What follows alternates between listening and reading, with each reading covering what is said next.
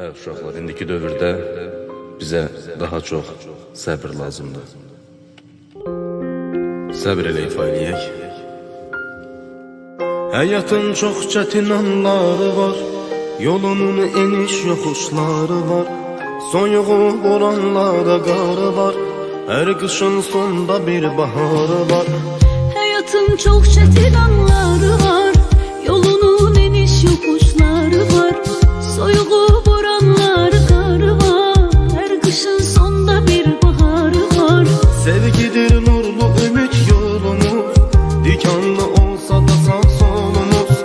Hayat oyunundaki rolumuz, kavuşan iki aşık sonumuz. Birazca sabredene canım benim, karşıda senle güzel günlerim. Arzularım çok inanım benim, sana bağlı bütün ümitlerim. Birazca sabreyle canım benim, karşıda senle güzel günlerim. Arzularım çok inanım benim, sana bağlı bütün ümitlerim.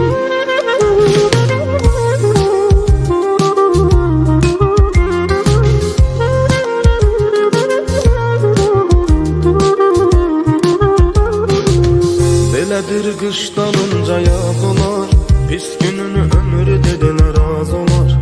Durular suları bulanmaz olar, kara günler bembeyaz olar. Bu beledir kış dalınca yaz olar, pis günün ömrü dediler az olar. Durular sular bulanmaz olar, kara güller al bembeyaz olar. Bu hayat mənalıdır değil boş, menzil hoş olar niyetimiz hoş. Gönlümüz olsa eşk ile sarhoş, geçecek birge illerimiz hoş.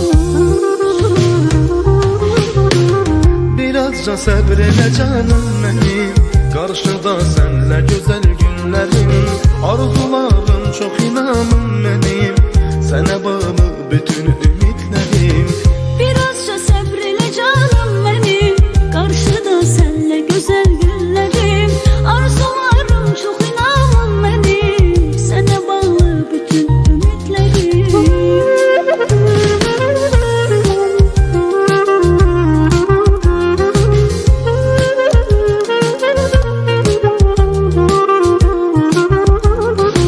Gün gelir bu dertler biter gider, sabrele yarım benim sabrele. Arzu dileğimiz olmaz heder, hoş günler ömür karşıda hele. Üzülse ümit yürek üzüler, sabrele canım benim sabrele.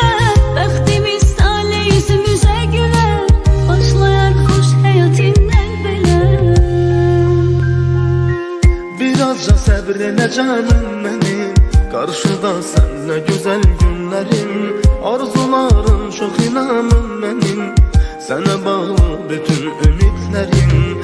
Birazca sabreyle canım benim, karşıda senle güzel